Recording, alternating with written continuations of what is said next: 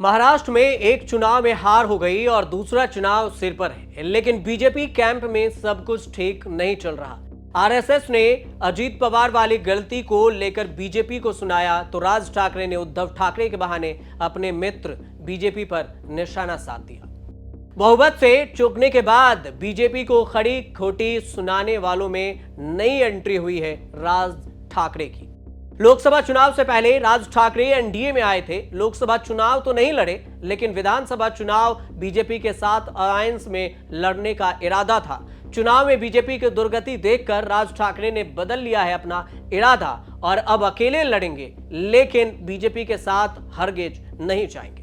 अपनी पार्टी महाराष्ट्र नवनिर्माण सेना एमएनएस कार्यकर्ताओं की ओपन मीटिंग में राज ठाकरे ने अमित शाह को लेकर बड़ा खुलासा किया। राज ठाकरे ने कहा कि अमित शाह ने से उनके सलाह मान ली होती तो बीजेपी को यह दिन नहीं देखना पड़ता। राज ठाकरे ने दावा किया कि उन्होंने अमित शाह को समझाया था कि उद्धव को लेकर जो राजनीति करनी है करिए, लेकिन इसमें बाला साहब को मत लाइए।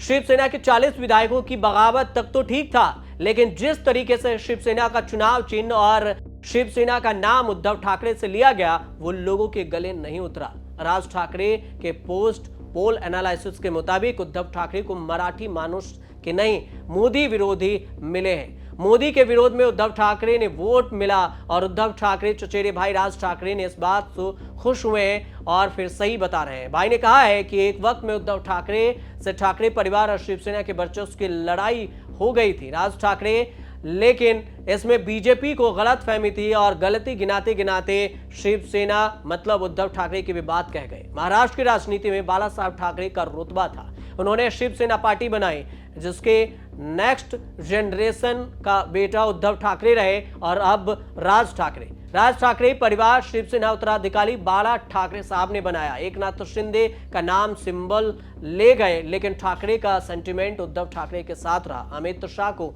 राज ठाकरे यही सलाह दे रहे हैं कि शिवसेना को मशाल शिंदे को नहीं ठाकरे को दे दिया जाए। बीजेपी ने एनडीए की सरकार बनाने के लिए शिवसेना एनसीपी में तोड़ फोड़ नहीं कराई थी। पूरी तरह निपटने के इरादे से एक एक करके उद्धव ठाकरे शरद पवार से सब कुछ छीन गया। उद्धव ठाकरे की पार्टी अब शिवसेना यूबीटी कहलाती है, जिससे नया इलेक्शन सिंबल अलॉट हुआ। एकनाथ शिंदे के पास शिवसेना का नाम और सिंबल दोनों है। यही पैटर्न एनसीपी में हुआ। जिस एनसीपी को शरद पवार ने बनाया वो अब अजीत पवार के पास है। पवार के पास नए नाम नए सिंबल की पार्टी और एनसीपी शरद चंद्र पवार। लोकसभा चुनाव में जो हुआ उससे विधानसभा चुनाव के लिए खतरे की घंटी माना जा रहा है। शिंदे और अजीत पवार के चक्कर में बीजेपी ने एक बड़ा राज्य गंवा दिया। चर्चाएं अटकलें तेज है कि बिखराव की ओर एनडीए। राज ठाकरे अब अलग लड़ेंगे। हो सकता है कि बीजेपी एकनाथ शिंदे और अजीत पवार को डंप कर दे। शिंदे से ज्यादा खतरा अजीत पवार पर है। एकनाथ शिंदे भी बीजेपी के 400 पार वाले नारे के खिलाफ बोल चुके हैं। छगन भुजबल याद दिला रहे हैं कि यूपी में भी बीजेपी का बड़ा नुकसान हुआ। 2019 के लोकसभा चुनाव में एनडीए की आंधी चली तो 48 में से 41 सीटें जीत गई। 2024 में पासा ऐसा पलटा कि 13 सीटों के साथ कांग्रेस सबसे बड़ी पार्टी बनी।